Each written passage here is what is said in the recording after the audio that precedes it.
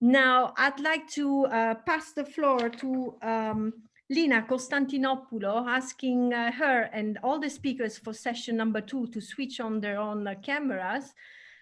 Lina Konstantinopoulou is the Secretary General of EuroRAP, so the European branch of the road assessment program. Lina will be your moderator for this session on safer roads to save lives.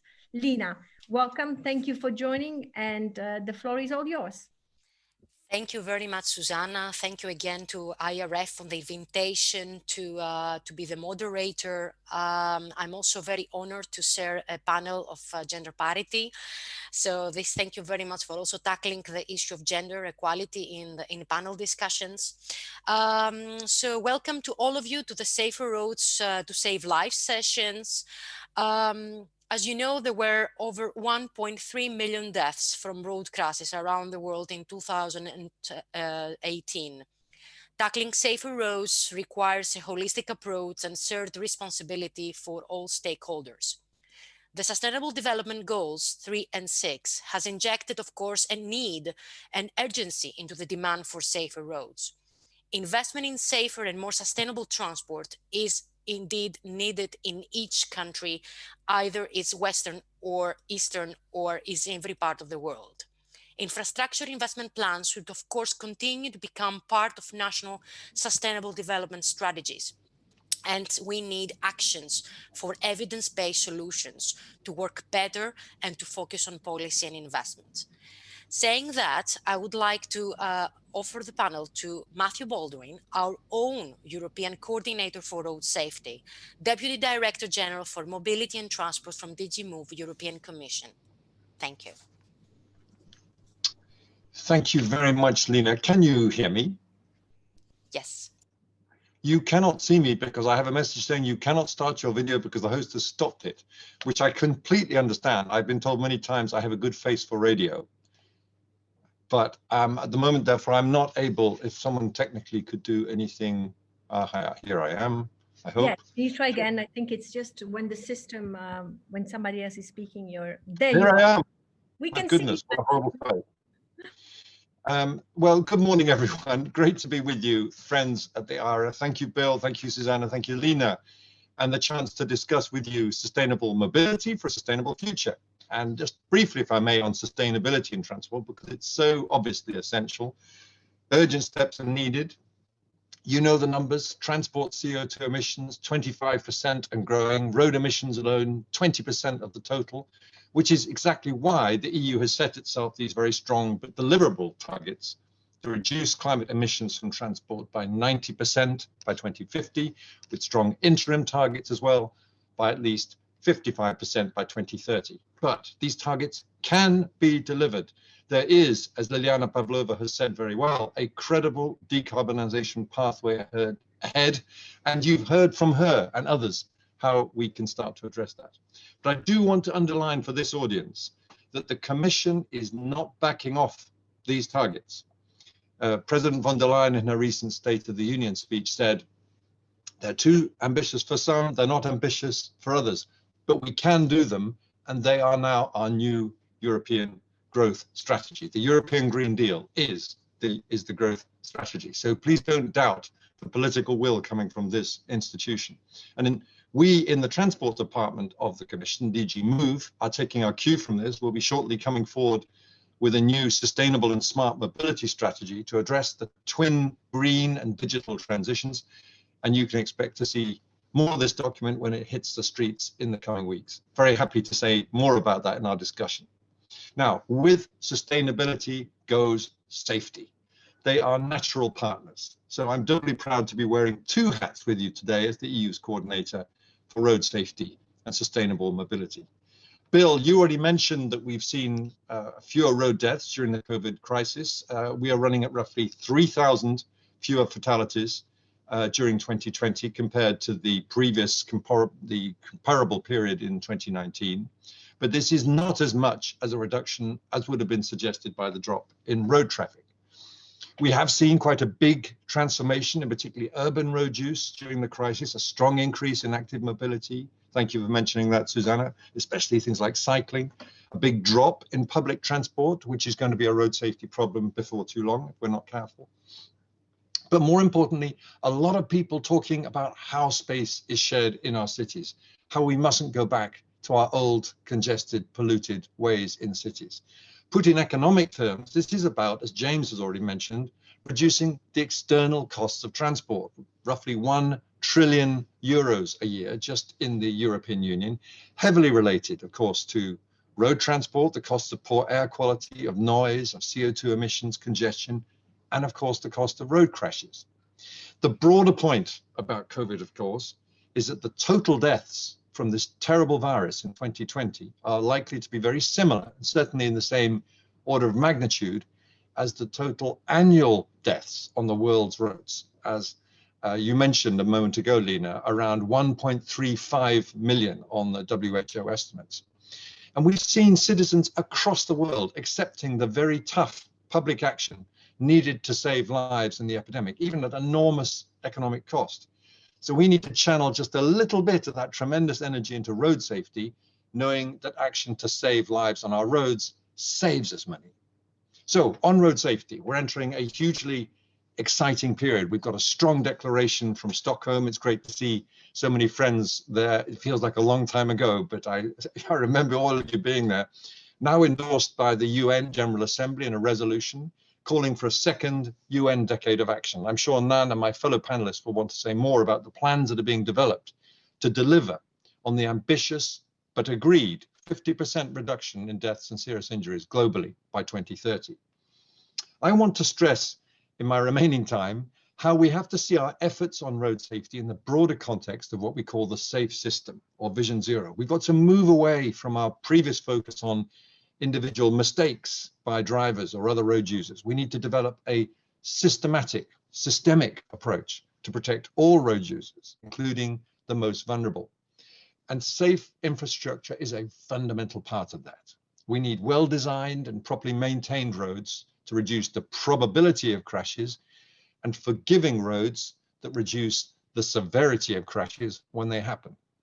This means systematic risk mapping and safety rating based on proactive safety assessments to provide a focus on where we can target our investments, such as that developed by EuroRAP. Thank you, Lina, and the other rappers from across the world we have here today for what you and others are doing. Last year, we've upgraded our own EU Road Infrastructure Safety Management Directive to cover more roads, and for the first time also insisting on taking vulnerable road users systematically into account, as well as taking forward work on road markings and signs to help prepare the way for higher levels of automation in vehicles, which, as we've heard, we know are coming. Our conservative estimates that these new measures in this directive will save us in the European Union around 3,200 lives over the next decade. And again, of course, this is in the broader context of a safe system approach. So we also need safe vehicles. We're very proud of our new general safety regulation in the EU, which will make intelligent speed assistance, automatic emergency braking, and other state-of-the-art features mandatory on all cars from 2024. We need to do more to address speeds at global, European, national, and regional or city level. The European Transport Safety Council has calculated that if average speeds were to drop by just 1 kilometre on all roads across the EU, we would save more than 2,000 road deaths every year. There is indeed a strong body of opinion developing that we need default 30 km/h speed in urban areas, as indeed stressed by the Stockholm Declaration, and particularly so when we know how existing speed limits are so often exceeded. There's no time to say more. We need to address, of course, also drunk, drugged, and distracted driving. We need better use of protective equipment. We need strong national road safety strategies to bring all this together. We need to mainstream road safety and sustainability in our EU funding.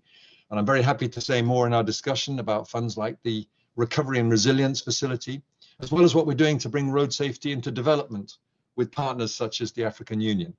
There is, in short, a lot of work ahead. But Susanna, just to conclude, the road infrastructure industry has a major role to play here. You're already great road safety partners for us in the EU and, of course, at the global level. I'm very encouraged by what I've already heard this morning. We all talk about the need to build back better in the post-COVID age. You can help us ensure that this new mobility that's coming is both sustainable and safe. Thanks a lot. Looking forward to the discussions. Thank you very much, Matthew. As always, your speech is very inspiring to all of us, especially You for say this that topic. to everybody, Lina. No, that's not true. In this time, I would like to present our speakers for today. Is Nhan, the Head of Safety of Mobility of the World Health Organization. We have Racheal Nganwa from our own AfricaRAP, Girma Bezabeh, the Road Safety Specialist from Infrastructure and Urban Development Department from the African Development Bank, and a great colleague, Emma Maclennan, from the Director of EASST. And I would like to start the first presentation by Tran. Thank you. Thank you very much, Lina, and thank you, Susanna and colleagues from the EuroRAP for the kind invitation. It's always a pleasure to join you in these very stimulating discussions. As Matthew has said, in Stockholm almost a year ago, we had a very fruitful discussion at the ministerial conference there, which led to a Stockholm Declaration, which was then codified in a UN General Assembly resolution that was passed through a silent procedure in September of this year. And what I'd like to do is just give you all an update of where we are in the implementation of the resolution, including the first step, which is to develop the next global plan of action for the second decade of action for road safety, which will be from 2021 to 2030. Next slide, please. As I've already mentioned, the main outcome of the resolution was really to declare, to proclaim the next decade, 2021 to 2030, as the second decade of action for road safety. And included in that is a new target to reduce road traffic deaths by 50% by the year 2030. And it requested the World Health Organization and the UN Economic Commissions in collaboration with other partners, including the UN Road Safety Collaboration, to prepare an action plan for the second decade as a guiding document to support the implementation of its objectives by member states. Next slide, please. Just to give you all a sense of where we are in this process, we're in the middle of, towards the end of 2020, and between now and 2021, we are working to develop this next global plan of action. And we expect to have a launch of the decade, the second decade, in May of 2021 during the next UN Road Safety Week. And this is scheduled to take place in the 2nd to 3rd week of May. And we will obviously be sharing dates with you when that event is finalized. In terms of the steps after that, the resolution also called for a high-level meeting of the UN General Assembly. This includes, this is at the level of ministers and heads of states before the end of 2022. And this is really an important milestone because it really is intended to be an event to really mobilize political leadership and to bring together multi-sectoral and multi-stakeholder collaborators around the plan of action, so really that they can actually commit to implementing the implementation of its objectives over the next decade. And then between 2021 and 2030, we expect that countries then start to work to implement the global plan so that they can achieve the reductions. And WHO has also been tasked with the job of monitoring progress, and we will continue to monitor and report the progress made by member states through our series of global status reports, which we publish, as many of you know, every 2 to 3 years. So that's kind of the time frame of where we are right now. Next slide, please. One of the key things I wanted to highlight is that, you know, while we're starting a new decade, we're not starting from zero. We have had a lot of progress that has been made in the first decade of action, and there has been a lot of learnings that have come about. And there is a lot more recognition for the importance of road safety, but we've also evolved in terms of how we're thinking about road safety. And really, one of the main things that I think has come out very clearly this morning is the importance of positioning road safety within the context of sustainable mobility. As Matthew has said and others, it's not just about safety, it's about sustainability. And those two things go quite hand in hand. improving the environmental impact of transport also has an important benefit for safety as well. But I just wanted to highlight here that there has been a lot of work that has been done in the last decade, and we are working to incorporate the lessons that have been learned, not only from the technical guidance that has been developed, but also, very importantly, the work that was done by the academic expert group, which prepared a report leading up to the ministerial conference in Stockholm earlier this year, which highlighted, for example, the importance of infrastructure, of issues related to, for example, technology. So all of those things are being incorporated into the planning and thinking for the next decade. Next slide, please. I wanted to just give you a snapshot of some of the key sort of principles that we're taking forward as we develop this plan. And one of the first points that we wanted to highlight is that improving road safety remains a high priority and is possible. And just to give you all a sense of what this 50% target means, if we just take, for example, if between now and 2030, either every country or globally, we make reductions of just 7%. Between now and 2030, we will just make 7% every year. We reduce the number of deaths by 7%. We will reach the 50% target by 2030. So when you look at it from that perspective, it is actually not that big of a goal. It is actually very achievable when you think about it in that way. Going from now here to 50, yes, that's a big goal. But if we think about it in bite size and the bits and pieces, then you start to realize that it actually is very much feasible. And that's one of the things that we really want to instill in this next decade, the sense that it is possible for us to make a change and it is possible to achieve the reductions that we're talking about. The second point that we're emphasizing that has been talked about a lot this morning is the idea that it really is a shared responsibility. We recognize that ultimately it's member states and governments that really have to lead the way in their own countries, but we also recognize the important contributions that UN and other stakeholders, such as many of you here, have in supporting member states, and the issue of how, for example, infrastructure is financed and the role that the lending institutions and the development institutions can play in providing both technical support, but also the financing to ensure that the infrastructure is safe and sustainable. We've talked a lot, we've also heard a lot about the importance, and Matthew has emphasized this a couple of times already, the importance of systems thinking and really thinking about a safe system. We recognize that there are important elements of the system that need to be addressed: infrastructure, safe vehicles, safe road users, but we also really want to emphasize the importance of those elements working coherently as part of a system and really thinking about that as a system as opposed to sort of siloed activities.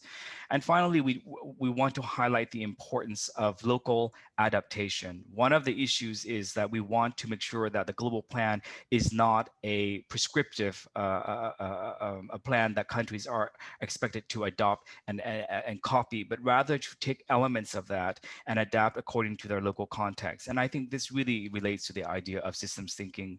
It's not to say that every solution is going to look the same in every country, but really the importance of making sure that solutions are contextually relevant and appropriate for the settings and to the needs of the way that roads are being used. And I think one of the things that we've learned over the last 10 years is that roads are not used universally the same ways by all people in different parts of the world. And as we think about how do we ensure mobility and transport is sustainable and safe, we also have to make sure that that responds to the needs of the local populations in terms of how they want to be mobile and how they want to use their road infrastructure.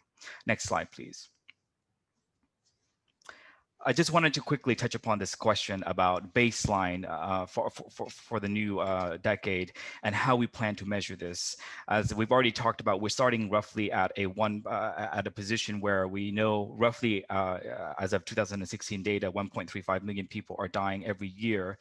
It is unlikely that we will be able to have data for 2020 at the end of 2020. As you know, there's always a lag. So what will likely happen is that we will be working with other partners, including the IHME, the International Health Metrics Institute in Seattle, to develop projections and different scenarios for what we think the baseline for 2021 will be, and that will serve essentially as our baseline starting point. We recognize also that 2020 will be an unusual year, but the point that I really want to make here is that irrespective of the exact number and where we're starting point and maybe where we're starting at, and even with the possibility of some changes, challenges in 2020, we are nowhere near where we need to be at this point. And even if it's 1.35 or 1.3 or 1.4, it's still a lot. And we're still aiming for an important reduction in the number of deaths. And as I mentioned, WHO will work then with partners to continue to monitor the reductions in road traffic deaths and injuries, as well as progress made in important areas such as improvements made by countries in strengthening or making their infrastructure, road infrastructure, safer. And we work quite a bit, as many of you know, with IRAPs and the other RAPs. The rappers, I like that term, Matthew, to do this. Next slide, please. I wanted to spend my last slide talking about two documents that have come out. And we've heard already that there has been potentially a negative impact on public transport as a result, unintended consequence of COVID. And I do want to just share that while there are have not been a lot of published studies on the issue, the preliminary work that has been done in many countries have actually shown that public transport is actually not an area where there has been a lot of clusters of COVID. That means that where there has been sort of infection, public transport is actually, as long as the hygiene measures that have been recommended by the WHO and others are implemented, even in conditions where there is crowding, that public transport is relatively safe from the perspective of COVID transmission. It's not been shown to be a hotbed of transmission. And one of the things that we're launching, that we've launched last week, is this document which talks about how to support urban transport and mobility in the context of COVID. And it reinforces many of the existing measures and messages around hygiene measures that can be taken to ensure the safety of not only the transport users, but also the transport workers. And finally, on your right side is a new document that we've also just recently launched, which is related to cyclist safety. And this comes at a great timing because, as you've heard already, more and more people have taken to the streets as cyclists, including myself. I'm now a proud biker to work, so I've joined the club. And it's remarkable how important the issues of safety for cyclists are, and now having experienced it firsthand, I can really appreciate the importance of infrastructure to support the needs of different road users. So this is another resource that we hope will be useful for decision makers and practitioners such as yourselves who are working on the issues of infrastructure. So just two updates around publications, and we hope that you'll be able to make good use of these documents. So I'll end there, as I know that there are other people waiting to make much more important contributions. Thank you.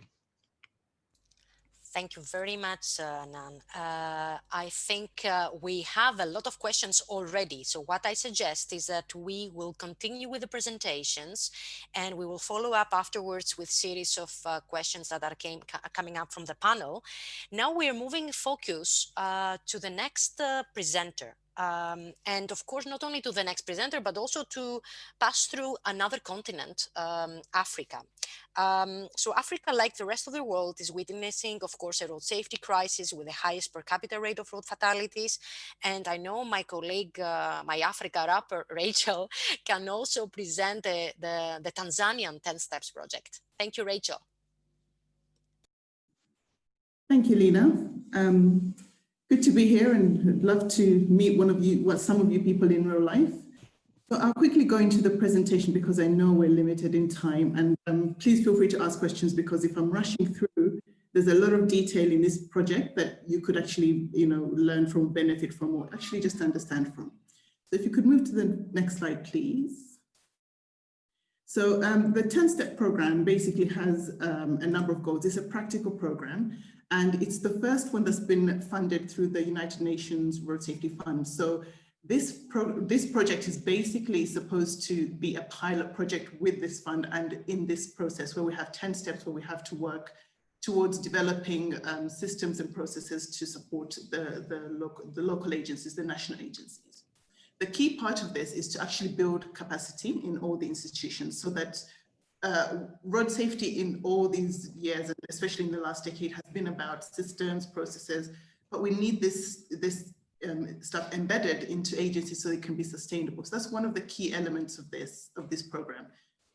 So one of the things we're looking at is, of course, institutional capacity, but also sustainability and building a regulatory framework that is sustainable in all the numerous organizations. We are looking mostly at the targets, the road safety targets in the goals. And the target 3 and 4 actually talk about getting 3-star roads. If anyone knows about the EuroRAP methodology, is 3-star roads, both existing and actually improving and ensuring that all the new roads do meet that target from the get-go.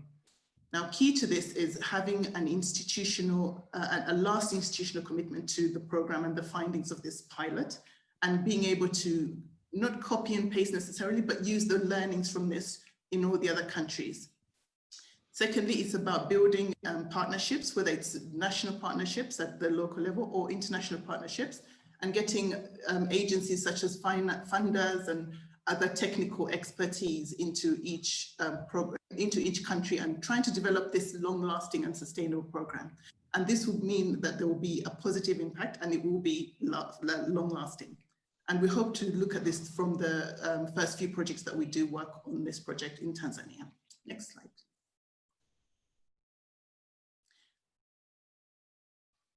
So the next slide. Oh, thank you. So the program basically is based on the UN 10 Steps plan. We know about the 5 pillars for the decade of action for road safety.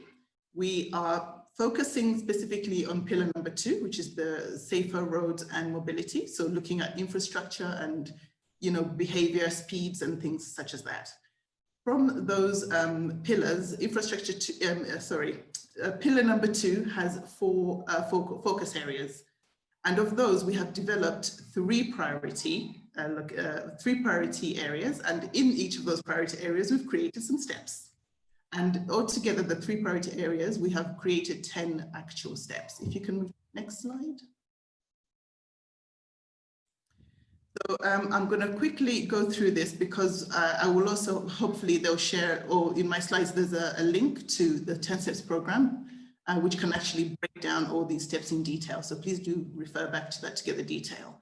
But basically, priority number 1 has 4 steps in it. And in these steps, we're looking at how to identify any gaps that are in either the way we work as organizations, as agencies, the way we are funded, the way road safety is prioritized, and looking at how we can establish a comprehensive framework, national road safety system that is based on the global framework for the decade of action.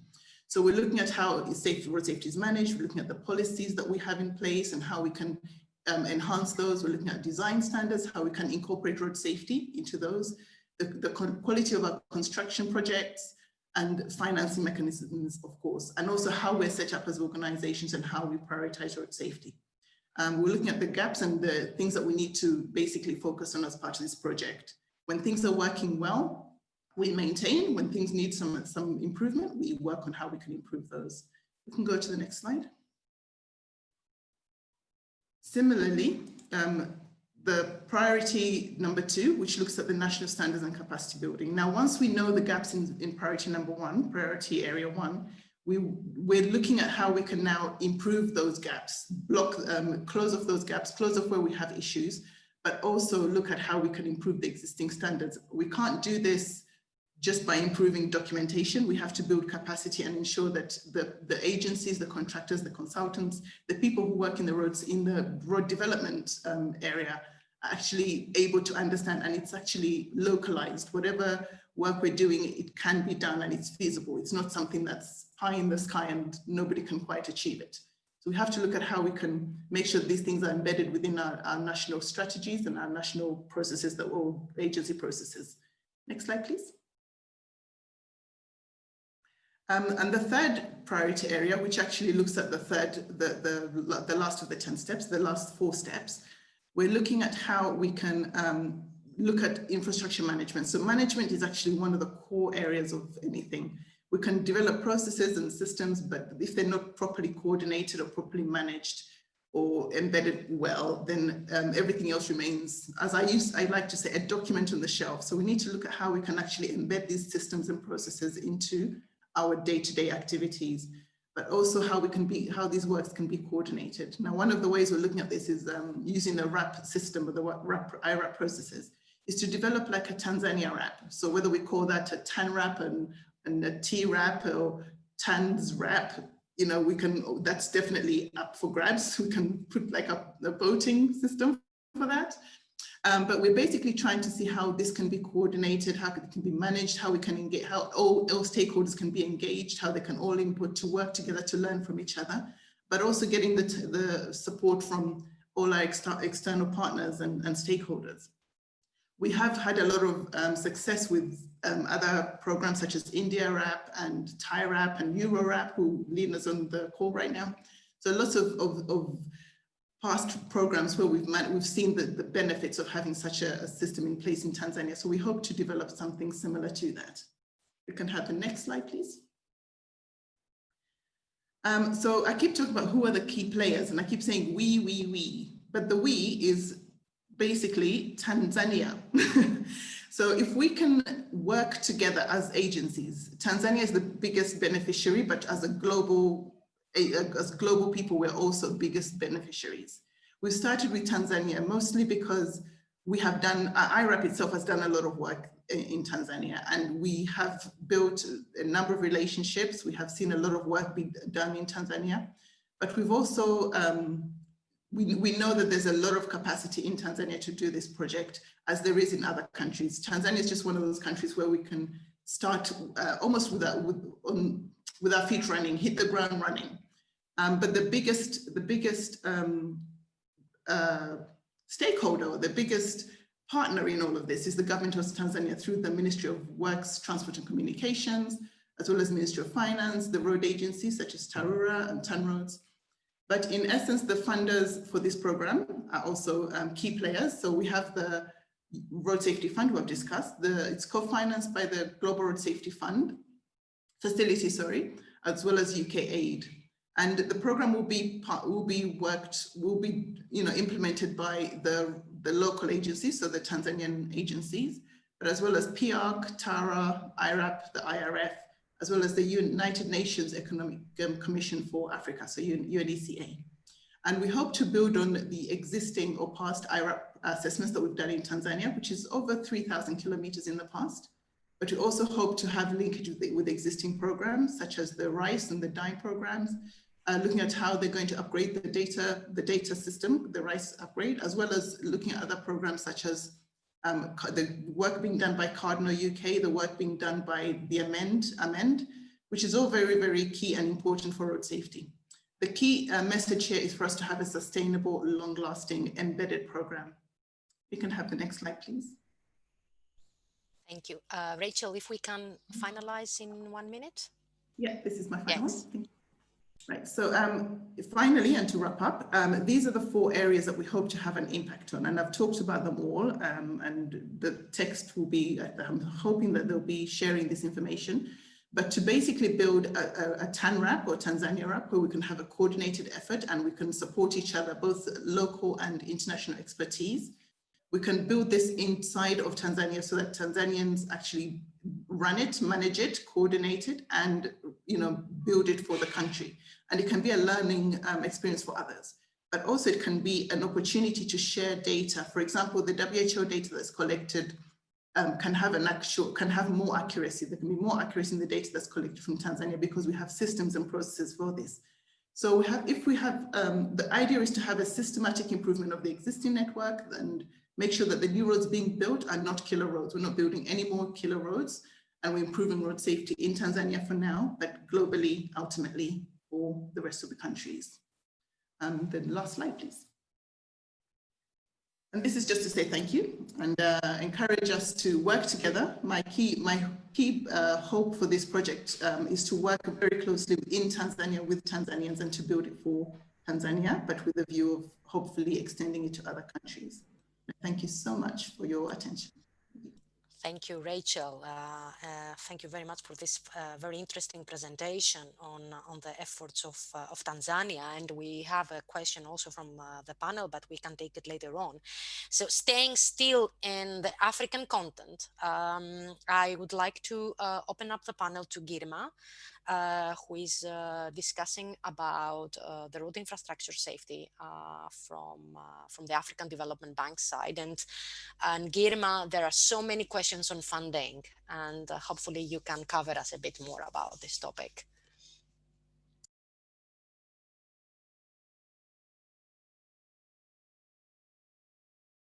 Girma? Maybe you need to unmute yourself. Okay.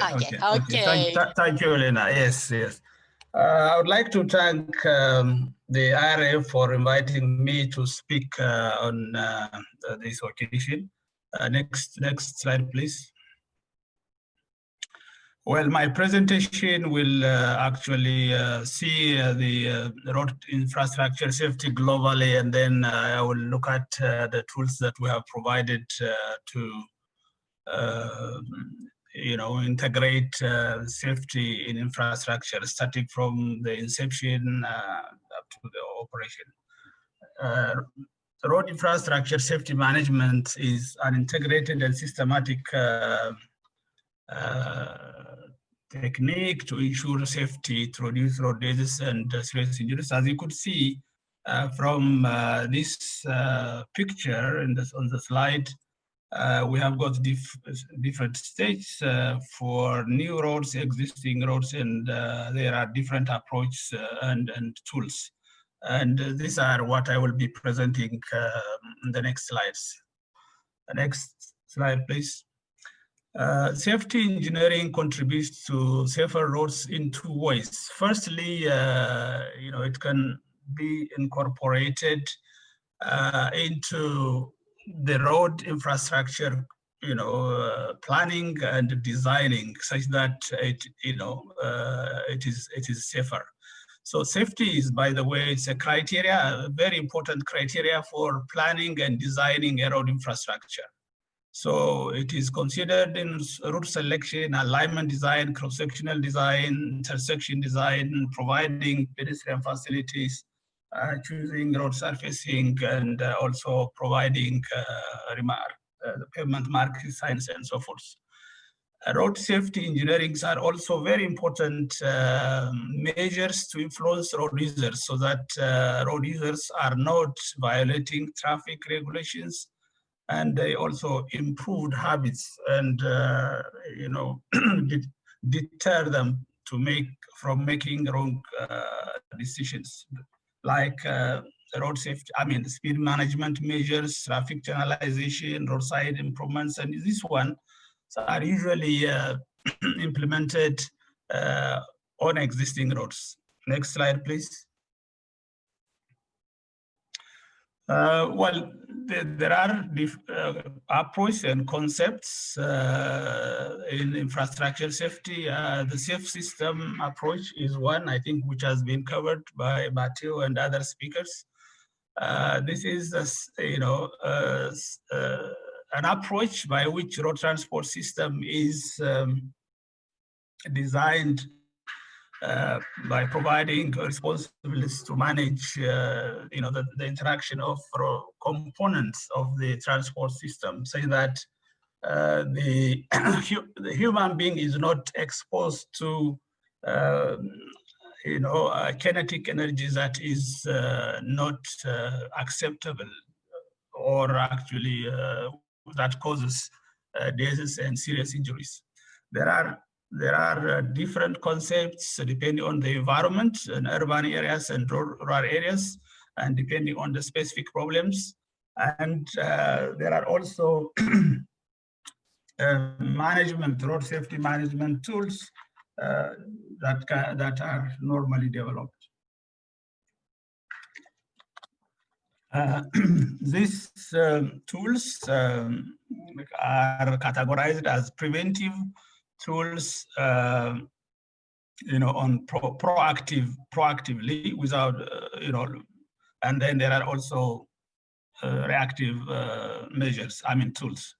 Next slide, please. Well, the African Development Bank has developed 3 road safety manuals. These are practical guides for practitioners to integrate safe system approach during design, construction, and operation. You see the manuals in the picture, and you also see they are available online, and anyone of you who can, would like to refer them, you can search and obtain them. Next slide, please. Well, these 3 road safety manuals deal with distinctive but relatively simple related road safety review methodologies in a wide road safety management system. As you could see, during design, you will have road safety audit throughout the design process and also during construction. And for existing roads, you have got the proactive approach, which is the road safety inspection and assessment manual. And then this is actually applicable on existing roads where there is unreliable road crash data. And then the reactive approach, this is data-based, based on the availability of reliable data. Next slide, please. Well, the manuals have got different sections dealing with personnel, equipment, and safety requirements, development of treatment plan, monitoring, and evaluation, and how to embed the manuals in a country system. Many African countries, as already Racheal has talked about, requires institutional and capacity building, and this manual should be implemented. A road safety audit manual is highly used, but the others are in the process of, embedment. I mean, the countries are not yet fully started using them, and the bank is trying to, keeping on disseminating and encouraging countries to make use and embed them in the country system. Next slide, please.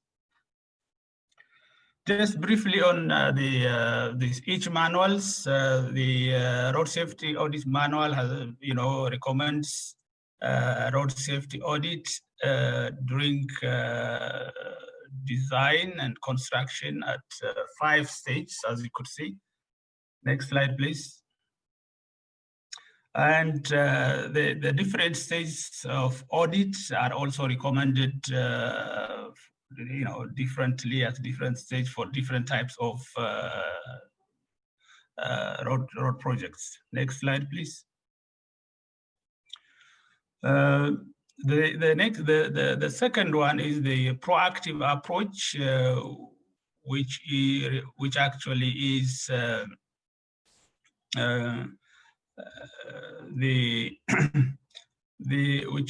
which actually is a very important tool procedure for existing roads that have no reliable data for identifying and developing countermeasures on existing roads. Next slide, please. This manual actually has got 2-stage procedures of identifying unsafe road spots or sections and develop safety treatment plans.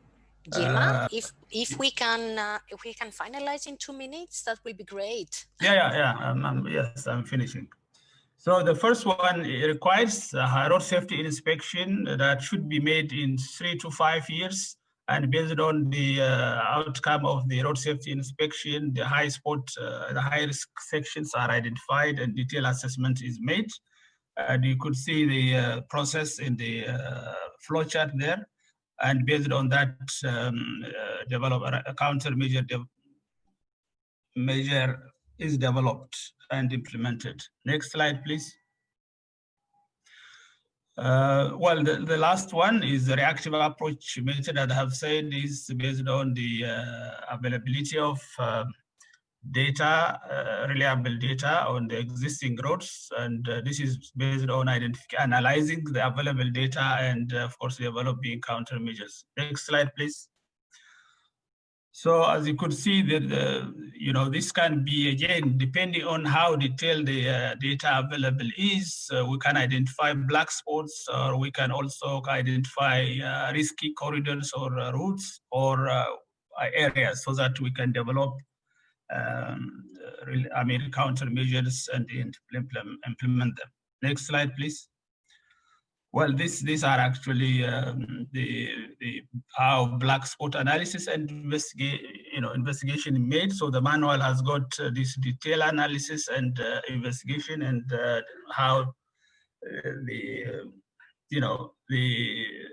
countermeasures are developed and implemented for 3 types: black spots, route and corridor analysis, and area analysis. So this is, I think, the end. Next slide. Thank you very much for your attention. Thank you very much, Girma, for your presentation. I have quite a lot of questions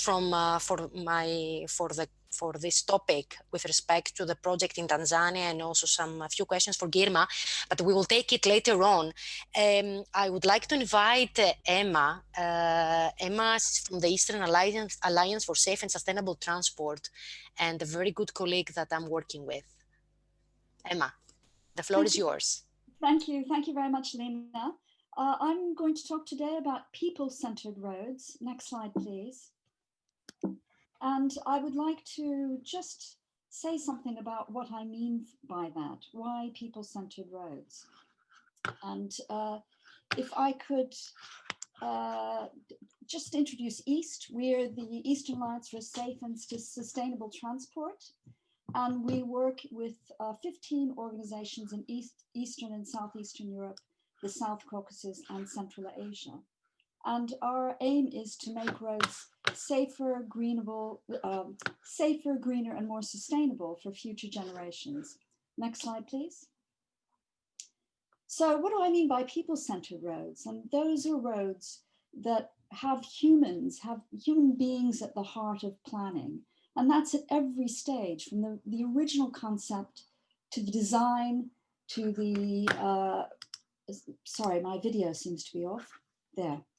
To the design and to the, I'm sorry about this, you can hear me stumbling because I'm having difficulties with my technology. Now it seems to be on. To the design and the construction, maintenance, you need to stop and think about people, and often they're just not invited to the party. Next slide, please. So these are photographs that I've taken, all of them, and I want to use them to illustrate that if you think about people in advance, you can prevent mistakes. These are very recent photographs, and these are real roads in the countries where we work. Mistakes cost lives, and if we're going to meet the UN targets for road casualty reduction, we need to stop making these sorts of mistakes. Next slide, please. So before we start, any of us, in thinking about a road development, I think we need to step back as road professionals and ask ourselves, is this really the best idea? Is this what we should be doing? Or are there alternatives that are more people-friendly? Next slide, please. So here's an example from Seoul, the Cheonggyecheon River Urban Design Project, where roads have actually been removed in favor of much safer, more people-friendly, and more economics-friendly alternatives that's greener, better for us all. So what I'm asking for is road safety impact assessments. Girma mentioned them, but I don't see them being done very well, where different alternatives are considered before a road development project is undertaken. And those assessments should involve a consideration, assessment of the impact on cyclists, Nhan mentioned them, on pedestrians, on particular groups like women and elderly people. We need to be thinking differently altogether. Next slide, please. This is Tbilisi in Georgia, a city that I travel to and love. And our partners there have been helping the municipality think differently about road design. This is Chavchavadze Avenue, an area with very high vehicle ownership, but also it used to have very high road casualties, and much saner, more people-friendly, people-centered design has produced huge benefits for the city. Next slide, please. And this is Moldova. Moldova, by the way, is another one of our partner countries, and it's one of the top 4 countries for achieving the road casualty reduction goals in the last decade of action on road safety. And it's largely due to the efforts of our partners there. Dacia Boulevard in Chisinau, the photo on the left, was in the old days. It's the main route leading to the airport, extremely difficult to cross, inaccessible. And now, through the efforts of the Automobile Club of Moldova, there's street lighting, there are drop curves, there's high visibility paint on the roads, and much more people-friendly design, which has made a big difference. Next slide, please. These are pictures I've taken, except for the one on the top left, which was the ITDB. And I know they feel as strongly as I do about this subject, which is underpasses and over bridges. And I see them put in, even now, a road that we're working on, they're put in as an afterthought, as, okay, we've got a problem, how are the people going to cross? They discover too late, and they put in underpasses and over bridges. And from a gender perspective, underpasses, women don't use them, they don't find them safe and secure. The middle picture, or the picture of the stairwell, that's supposed to be accessible. Well, I think that's insane. And it's just dehumanizing. If you think of the images of Chavadze Avenue, it's a far different picture. So I would urge the development banks to stop thinking about them. Crossings at grade are used by people, and that makes them much safer. They're not avoided. So next slide, please.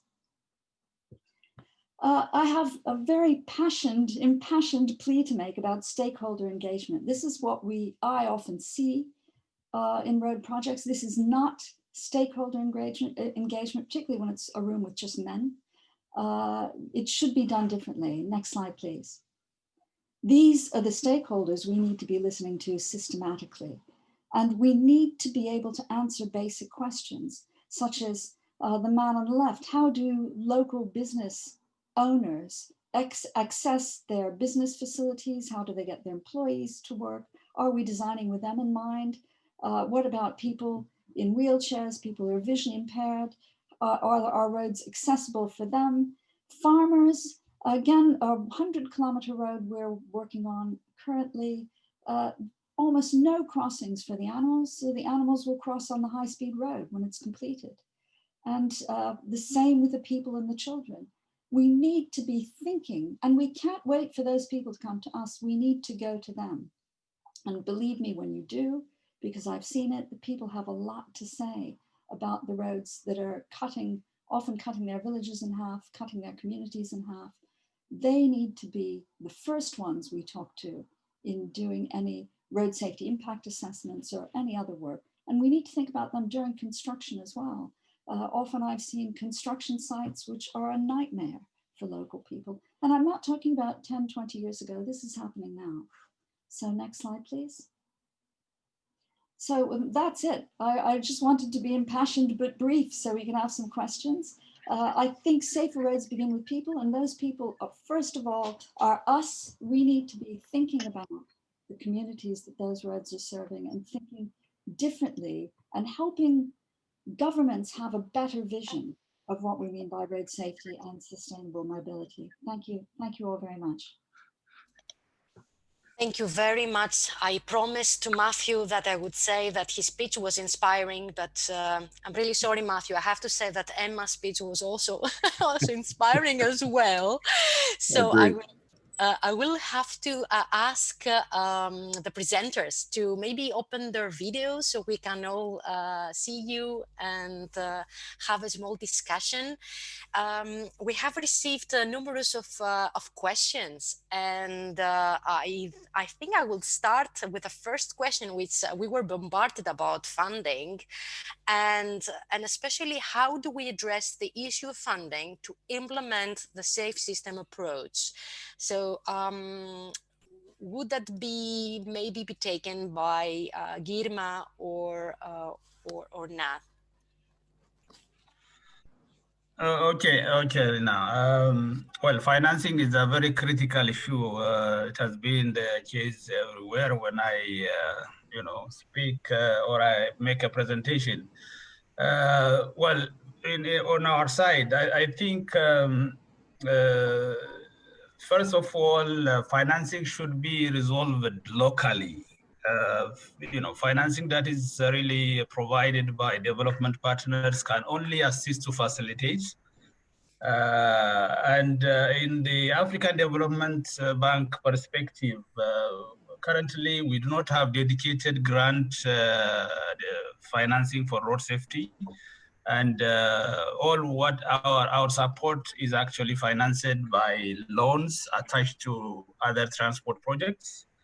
But we are now finalizing the preparation of road safety framework and guidelines in which we have identified priority areas to support our countries. These areas are road safety management, road infrastructure safety, and road user safety.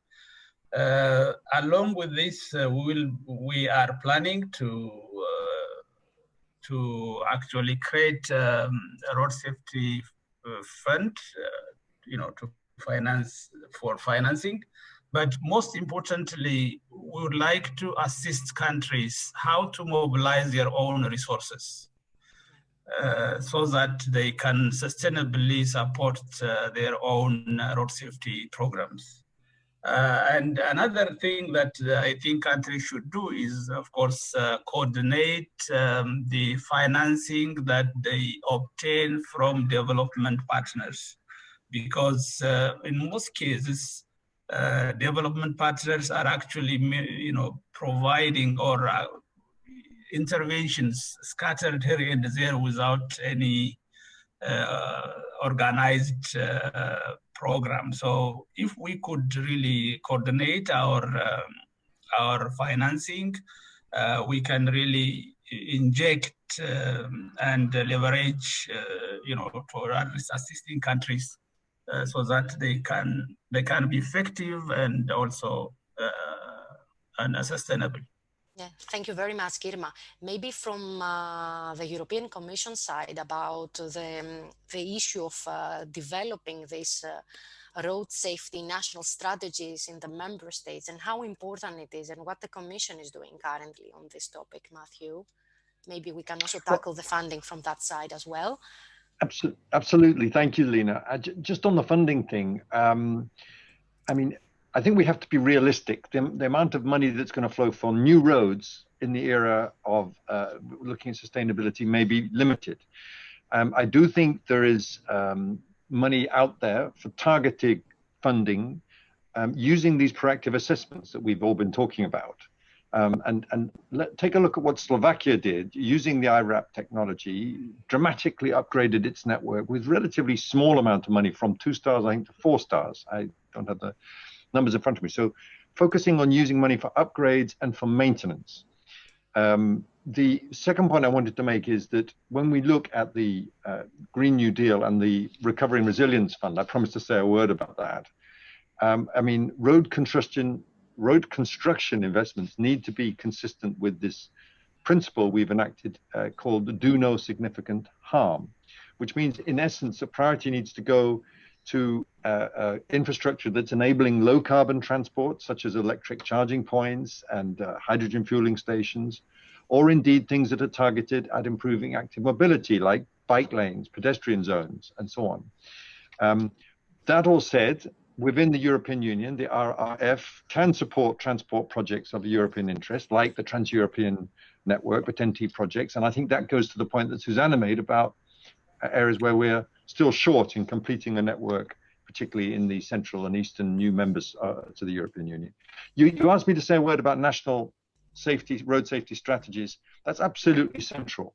And we are really encouraging all member states to do that. Indeed, we're encouraging member governments, wherever they are, not just in the European Union, to come forward with new road safety strategies.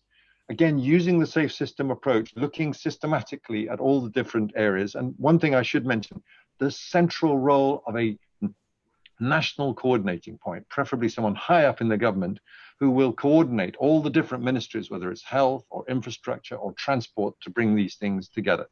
So much more I could say, but I'll shut up to give the other panelists a chance. I just wanted to say how much I enjoyed their presentations and how nice it was to hear from Racheal and Nhan again, on whom we coordinated very closely with the EU-African Union report on road safety. And so great to see that some of those things are coming to life already. Thank you. Thank you, Matthew. I have another question coming from the audience about the issue of integrating pedestrians and cyclists, and also about the question about how difficult was the project in Tanzania. Maybe Racheal, you can give us a bit on how you are taking into account other types of users in the project in Tanzania, and what are the challenges so far? Hi. So in the project in Tanzania, it hasn't started yet, but like any EuroRAP assessment, we will be looking at all road users for every network. So we'll be looking at the pedestrians, the cyclists, the motorists, as well as the motorcyclists. So in essence, we look at mobility in terms of how the 4 road user groups interact. And in this case, we'd probably have a more focus on the vulnerable road users. So we'd have a look at the cyclists and the pedestrians as the highest at risk, because when they hit, it's a direct impact. There's no vehicle around them to protect them. But the EuroRAP methodology actually considers risks to each of the 4 road user groups, looking at how they interact, what facilities are available in terms of infrastructure, and how they're used. So we don't just say, oh, there's a footpath so pedestrians are safe. We look at how that footpath is being used and how it will be how it's being used, and if it's not being used appropriately, what needs to be done by the engineers to make that path more appropriate. So the key to Tanzania and other EuroRAP projects actually is ensuring that the local or the national agencies are involved in all the work we do. We work very closely with them.